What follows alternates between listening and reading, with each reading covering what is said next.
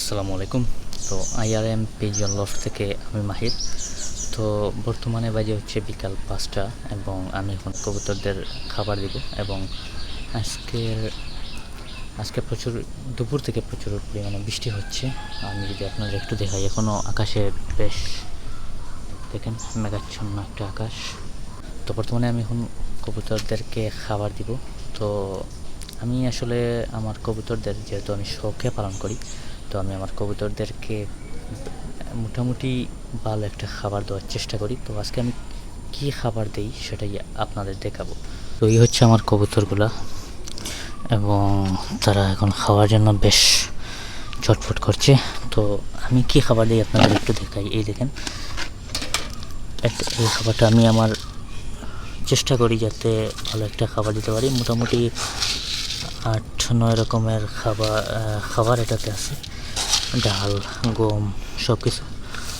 তো এটা আমি এখন কবুতরদেরকে দিব এবং আমি সবসময় গ্রিটও ভালো একটা দেওয়ার চেষ্টা করি। তো এই হচ্ছে গ্রিট। অন্য একটা ভিডিওতে আমি গ্রিট এবং আরেকটা খাবার আমি কিনে আনছি, সেটার সম্পূর্ণ একটা ভিডিও দেব। তো চলুন প্রথমে আমি খাবার দিয়ে দিই। আমার খুব কম কবুতর, তো যার কারণে খাবার 2 কেজি খাবার আনলে প্রায় 1 মাস চলে যায়। তো এখন আমি এটা দেবো তাদের।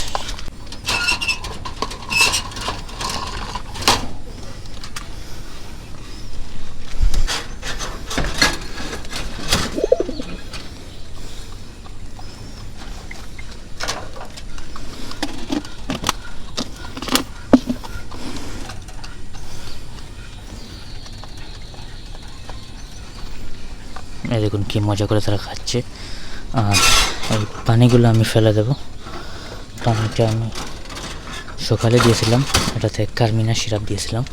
কার্মিনা সিরাপ দিলে কি হয়, তাদের হজম শক্তি ভালো থাকে এবং তাদের মুখের রুচি আসে। তো আমি এই পানিটা ফেলে ভালো নর্মাল পানি দিয়ে দেব।